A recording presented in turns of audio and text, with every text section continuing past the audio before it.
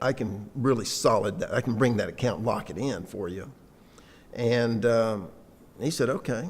And said, you know, you'd have to know Jack. But so we worked out a deal, and I left Medico and joined the Smith Agency, Jack Smith Agency, with Betsy Smith, his wife. And then that went out of business about 9 months, six to 9 months later. It just, for a lot of reasons, not necessarily to be here, but Jack did some good things. He had some good accounts, and things just kind of imploded. And so when he went out of business, I just kind of picked up the pieces and David Hodge and moved forward. And Pam Poss. Would you mind recapping that once again? I had to make an audio adjustment. Okay. What part? The start of Okay. The way the O'Connor Group started was that I was at Medico and I knew Jack Smith, who owned the Smith Agency, Jack Smith Agency, whatever it was. And I was in Florida and with a friend of mine named Wayne Wilkerson, who was president of Asa Law Company out of Chicago. And Wayne and I were together in Naples at a friend's house vacationing. And he just said, if you want to start an agency, start your own gig, I'll give you my account. And he was already doing work with Smith anyway. So I came back, I called up Jack Smith and said, you know, I can lock in this account for you if you want to do that, and I'll come in as a minority partner. And he said, sure, let's do it. And then we did it. I left Medico, joined the Smith Agency, Jack Smith Agency, and then that went out of business about 9 months later, and so I didn't have an agency. I didn't have anywhere to go, so I just picked up the pieces and moved on. David Hodge had come to work with us from the Roanoke Times, and so Dave and I and Pam Poss, who was kind of the office manager, if you will, and rented a space, and off we went. And I spent all my time running around knocking on doors saying, can I design a brochure, or can I design a logo for you? And what I found interesting about this, which was really, I'll never forget this when I started, and I'm going to sneeze. Did you get that? What I found really interesting, and I've always told everybody I've talked to starting their own business, one thing I learned that 95% of the people would give me a chance to come introduce myself to them. And if they had a job, would give me a chance to quote on it or a shot at doing it. And I'd always kind of thought, even back in my days at Medico, that this hard, cruel business world, it's just not like that. People, I would just call and say, I'm Bill O'Connor, I've started a company. I'd love to come introduce myself. If you need a project and design or an ad or packaging, I'd love to have a shot at.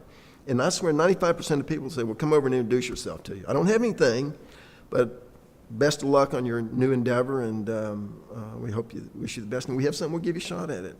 And I was always surprised that I swear 90 and 95% of people always give me a shot at that. And so I think for new people starting off, people are warmer than you think they are, and they will give you a chance. And I think by the success of Access or Anstey Hodge or Katie Wallace, and you go on, I think that's kind of shown to be the case. Oh, yeah. I mean, Tony and I... Kind of surprising, actually. Yeah. I mean, Tony and I when we started out, we were supported by Vietnamese children. We were so poor. I remember. It was not long before we got a shot and we got into Lewis Gale, and it's been really, really gratifying. What do you like about advertising? What's always attracted you to it? I think it's the people. I've just had the personality. I like people. I like a lot of different scenarios and a lot of different environments and a lot of different businesses. And I've always been attracted to learning about people's businesses and building a relationship with them. And I've always had a lot of fun with that. I've always thought that the best part of advertising was you got to work with so many variety of companies and in every industry, and the personalities are so different. And if you really like it, you like doing that. It's just not a status quo. I mean, one guy's in manufacturing, one guy's in healthcare, and one guy's in retirement, and one guy makes a widget. And they're all successful in different ways. And it's a lot of fun. I think it's the personalities of people. Yeah. What do you think what do you think is different about the Roanoke market or makes this market special? Well, I'm not sure it is special. You know, I think that, I think Roanoke has a lot of great creative people and talented people. And unfortunately, we're just not in a growing marketplace. So the agencies here have to go out of the market to get the recognition and the clients they want. There's plenty of business here, but it's just where you want your business to go. When I started, remember, all the banks were here. The railroad was here. You had a lot of big companies here. And they fed most of the agencies. Just to be totally honest, they fed most of the agencies and kept them all going. And as the environment has changed, all these companies are gone. There's Advance Auto, of course, is here, but their agency's out of Dallas, I think. You know,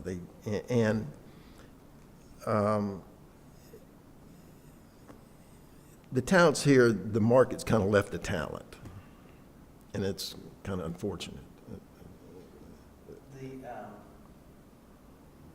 Have you ever had an account that you almost got, or you got a shot at it, and just something happened and it didn't quite work out?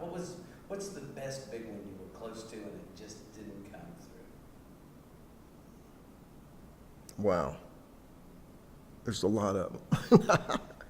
We were fortunate. You know, I really thought there was we had a chance to do some work, and we did some work with Revlon out of New York, and it was a relationship thing, as most agency work is.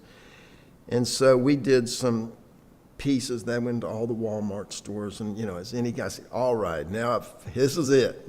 You know, I've never expected to get that account, and that wasn't the point, but I thought I could get a lot of their work, pieces and parts of the small work. And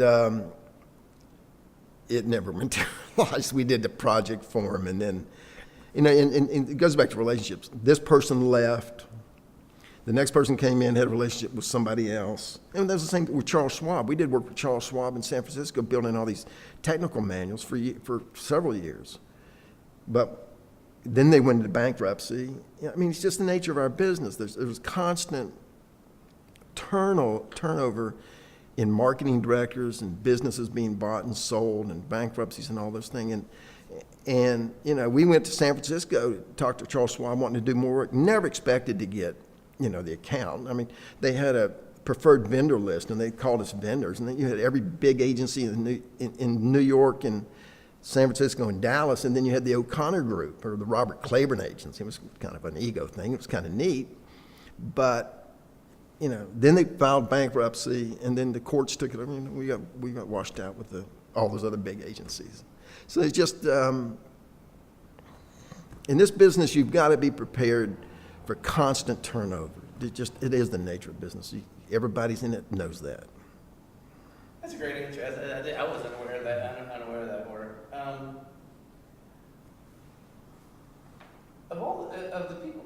Of the people that you've met in advertising, who do you admire? Of all the people that you've met, who do you admire most? Well, locally, I would say one of the persons I had a chance to work with and know was Cecil Edmonds at the Brand Edmonds Group. It's probably, from people that have been in the business a long time, as long as I have, would know, that would probably say Cecil's one of the most creative people. I would say Dave Purdom was probably the most functional creative person, and I don't mean that in a bad way against Cecil. Cecil's deceased, but Cecil was on a level, and all the other guys that you may talk to will tell you that as well. But hang on just a second. Yeah. I've got everything else under control. I haven't been able to figure out how to turn off the water cooler. Oh. That's the water cooler making that sound. My story of the one that I almost got, told Webster this, is we came that close to getting Yellow Book before Yellow Book went big and national. Yeah. I had met this young lady who I met her. I was judging the Andes in Philadelphia. drop dead gorgeous. Like every guy in the room was hanging on it. Oh, yeah. And I just thought, would be, hey, I have a wife I'm perfectly Right. with, So- so far you can go and with this. I really don't want, that's fine, let me just go on. So I just said hello and introduced myself, and she called me, and she said, I just got this job with this company, I'm marketing director for Yellow Book, and I remembered you, you were nice, and you treated me with respect. And so why don't you send me out some samples, let me see. And I sent them out, and she said, I can't believe this works. Yeah. In Roanoke, Virginia. Which I bet you've heard that a lot of times. In Oh, your yeah, but yeah. And she said, okay, I want you to come up and make a presentation. We're pretty sure we're going to go with you and everything. And before I got up there, something happened with her and her boss. And I suspect he was. You got an idea what happened. Yeah. Yeah. And it went to somebody big, and they did all the David Carradine commercials with Yeah. budgets. Yeah. You just think It is funny that in I don't know if people really think about that as much as they should. It's the relationship side of this business. And I don't know what it's like on the big scale. I don't know what the McDonald's and the Walmarts and all these, I don't know what the Martin Agency and all the big guys do. But I think certainly in this arena, the relationship, it appears to me to be very, very important. It's the market we play in, I think. Well, Dale Poindexter said the other day when I was talking to him, he said, sometimes I can't really gripe about it because it's worked both ways. I've not gotten ones that I should have because of relationships, and I've probably gotten a few that I shouldn't because of relationships. And if you play long enough, Yeah. it evens out. And he was right about that. That's the way it works. And I can make the same statement. Yeah, I agree with him. How's a community like ours better because people like you and David and certainly before you, John Will Creasy is a perfect example of people who take their creative energy and don't just invest it into an ad agency, but invest it into a community to do things like you do, and to create things like Festival in the Park and Center in the Square. How is a community enriched by an active, engaged, creative community? Well, I think with the in this, speaking in this community in particular, I think the agencies and the design people, David Hodge, who did Zudu, I thought it's a brilliant piece, and the ability for these people to contribute back to nonprofits and to profits. I mean, you want the economy to survive, and you need business to make that happen. So good agencies help businesses grow and be successful. It generates revenues. Revenues get spent a lot of ways. People get jobs, and they also give to nonprofits. But I think the agencies do a great job, and I think Roanoke has benefited, I certainly think, from the charitable work that the agencies have given them. I know that this company has. I know we have in the past, probably more in the past than we do now. But that benefits the society, benefits everybody here, directly or indirectly. Sometimes they don't think about it, but it really does. They get the top talent doing some great creative that lasts for years and years and years. And they, hopefully they're all thankful for it, and they get it at zero cost generally, or certainly a good price. So I think the group, the society, the population and organizations benefit from it. Yeah, it is, the more you learn about it, the more amazing it is, the stuff that's happened. It really is, yeah.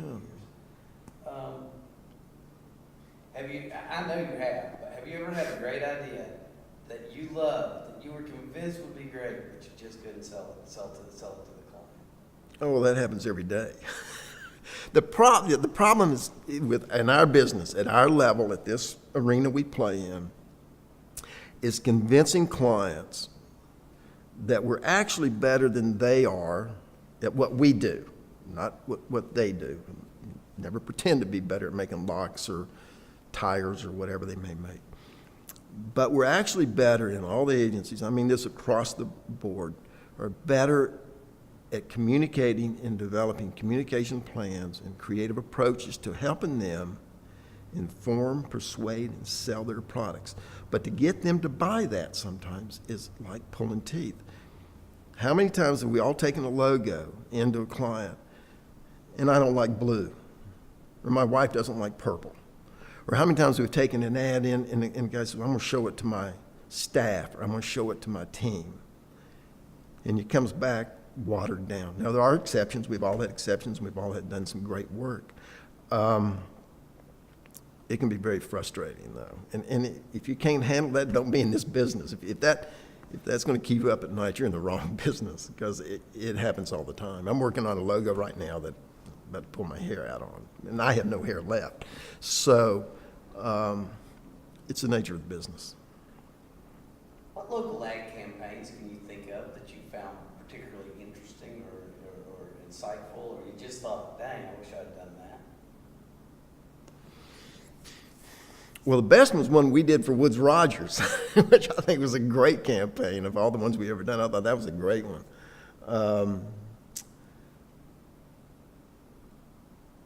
I can't, I'm not so sure I can. Tell me about your Woods Rogers campaign. Well, I thought that was just, John Hulak was the director of communications, or whatever his title was. I can't remember his title. And he hired us to come up with a total new creative approach to legal advertising.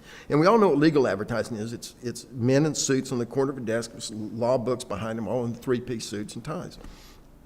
And Woods Rogers is a firm that's been around 100 years. He wanted, John, and I think the firm wanted a whole different creative look.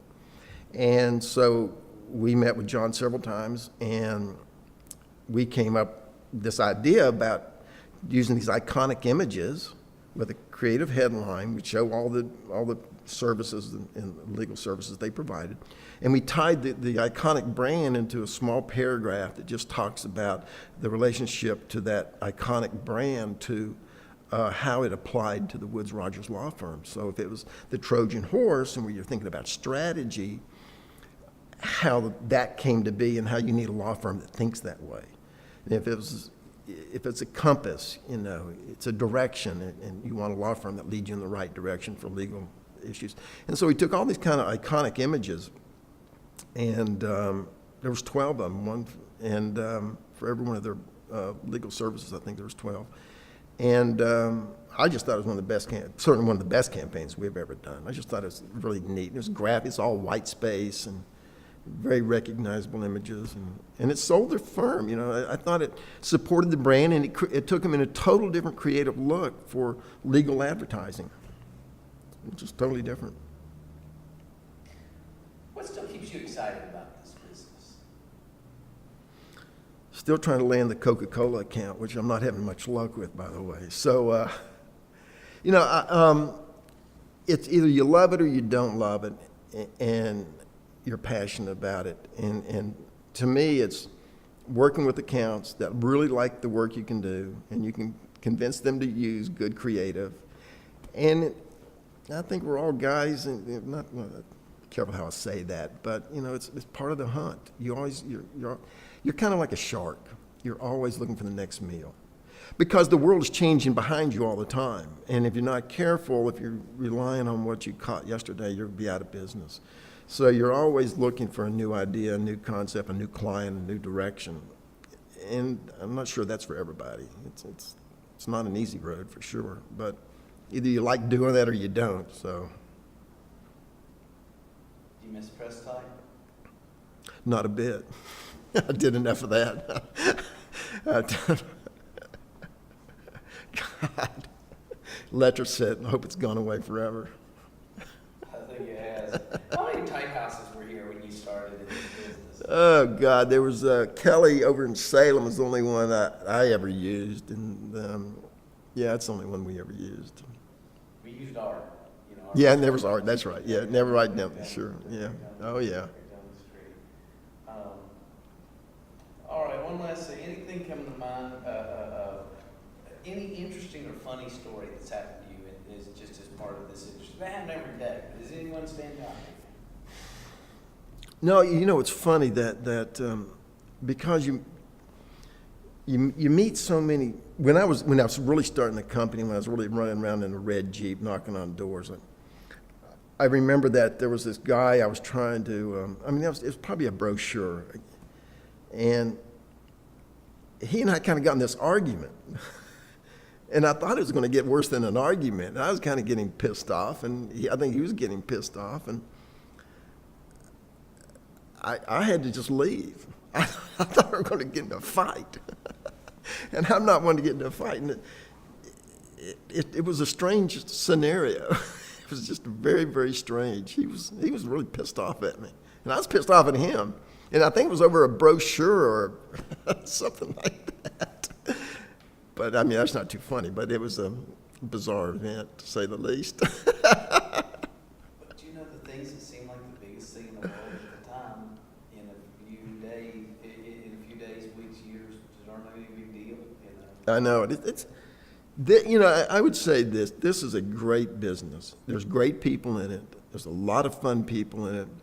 I miss the old days when Howard Pack and I would go have drinks at lunch. This is not the Mad Men story, but when I was at Medico back in 75 or so, 76, and I'd hired the Packett group, Howard and I would go to the Roanoke Country Club and have a martini or a vodka tonic at lunch. It was just kind of, we just did. We probably shouldn't have done it, but we used to. It has been, for the most part, a fairly friendly industry, I think, though. I mean, as far as, I've always pretty much gotten along with most of the other folks, Yeah, I think it is, it's competition. And sure, I would compete against you all for something, and you all have done really well and got some nice accounts. But, that's business. I look at it, I try and personally separate it. I don't mind knocking heads against anybody for an account or go to get an account or try and get an account or keep an account because it's revenue for your business. It's not me against somebody. It's my business, their business. But when it's all said and done, as far as I'm concerned, it's not a personal or vendetta. It's hey, at 5 o'clock, it's over. Let's go have a drink. And I think anybody that takes it any different than that, they're missing out on meeting a lot of good people.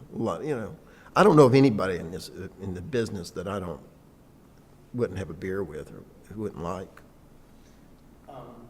And I probably should have hired Tony, but that's another story. Yeah, probably should have Tony instead of me. But no, you're a hell of a copywriter.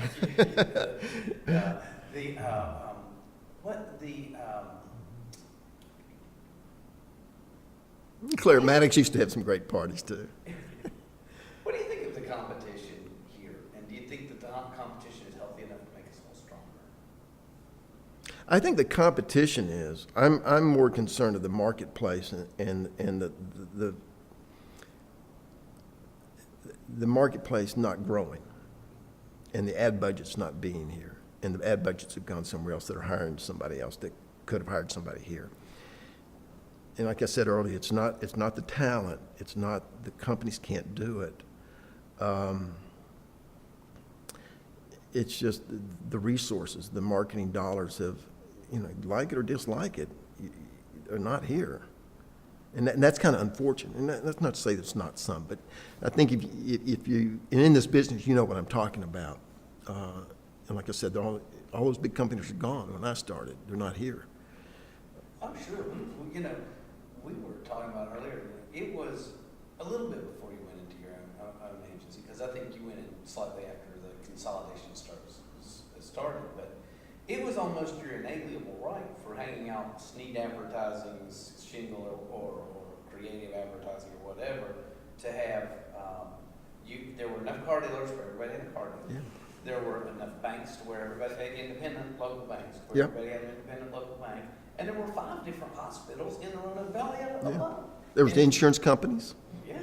There was enough for everybody to do well, and there wasn't. And everybody split around because there was enough agencies, enough that a company wouldn't hire.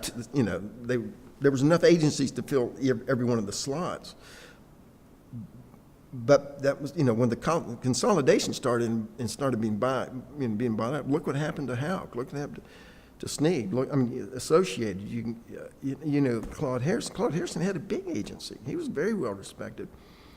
The Packett Group. It was Brand Edmond Packett Bolio. Look where they are. And it's just gone on.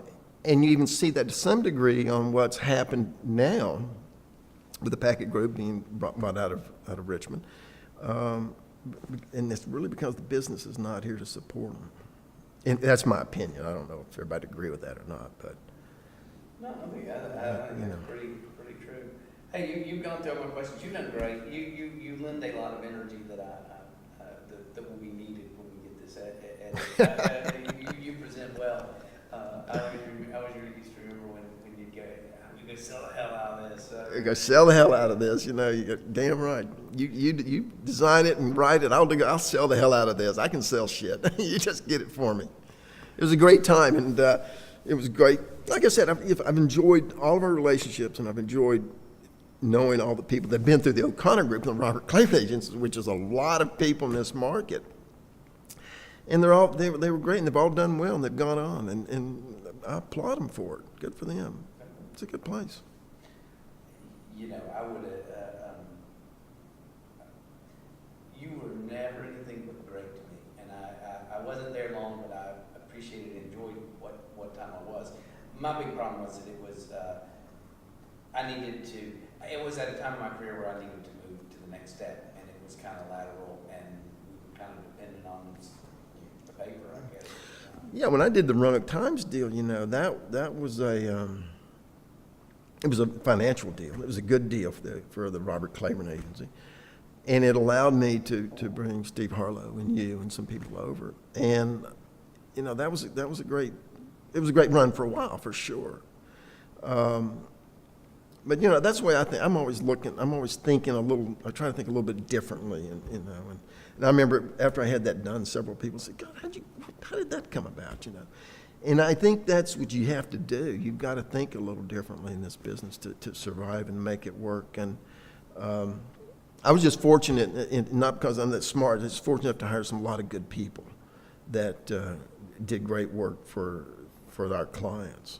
And I was lucky. I was lucky. It was a little luckiness. Oh, I remember that was a world of pain for you.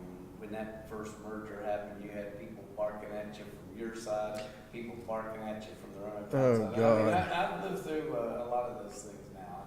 Oh, yeah, I'd had to run over there and calm them down and run back and try to calm down the creative team and writers and you and run back over and keep Kathy happy. And, oh, man, it was all politics. Did you hear Kathy got married the other night? No. She got married. She found another man named Greenberg, so she doesn't even have to change her license. I did not know that.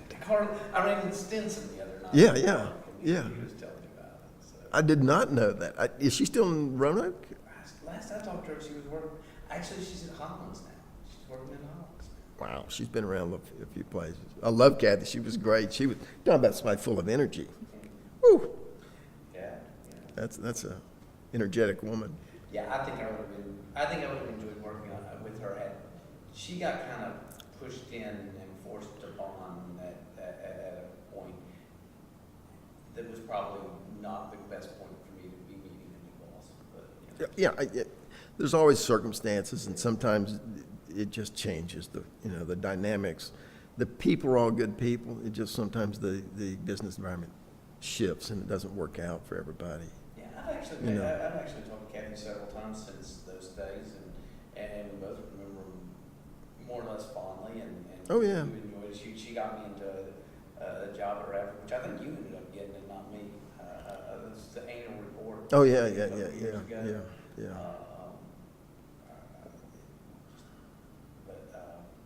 But yeah, I mean, she's made some good introductions. She's good. You know, she was certainly good to me in our company, and I like her socially. You know, she's, you know, like I said, business is business. But anybody I work with or know, I really like to make sure. Hopefully, we like each other, that we can truly have a beer or whatever. I don't mind the competition. I don't mind all that, but it truly, to me, is over at a certain period, and I like the people in this industry. I like the creative in this market. I like the people in this market. I like the clients in this market. I wish there was more of them for everybody, because everybody would benefit more, just not the O'Connor Group, every company. And I wish it's not, but I wish it was. But as far as the people and the talent, I don't, you know, I went to New York enough and I've been, I've been to all those big shops. When I was a client, I went to all the shops. I went to Martin. I've been to Lawler Ballard. I went to Young and Rubicon in New York. I've been there, and those guys are just like, believe me, they're you. They're people like us. They have bigger budget, they have bigger clients, spend more money, and they do great work. I'm not denying that. And sure, they have some high accolades and things, but you have as much talent here, in my opinion.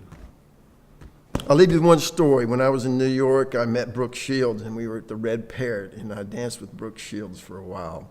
And Dave Bryant was with me, so we met Brooke Shields. That was one of my adult beverage evenings.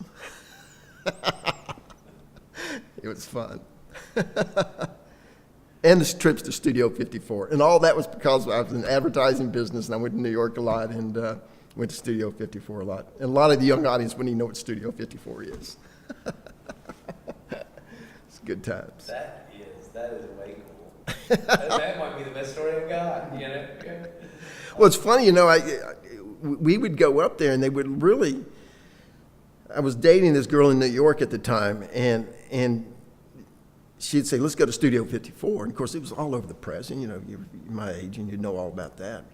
And we'd go to Studio 54, where the damn line, there was 40 people, 50 people deep, with the biggest bouncer you ever saw. And Roseanne would say, come with me, we're going to go right in. We went right up to the front, and of course we couldn't get in. And she said, well, this guy's from Virginia. And they let us in every time. And I think the theory was they would spread the word of Studio 54 more out of market. So what did I do? I came back to Roanoke and said, I went to Studio 54. God, this place is crazy. These guys don't have shirts on. They're doing blank, blank, and they're doing things in the bathroom I'd never seen before. And it was really crazy. But that's what advertising brought me. That's very true. It's a good time.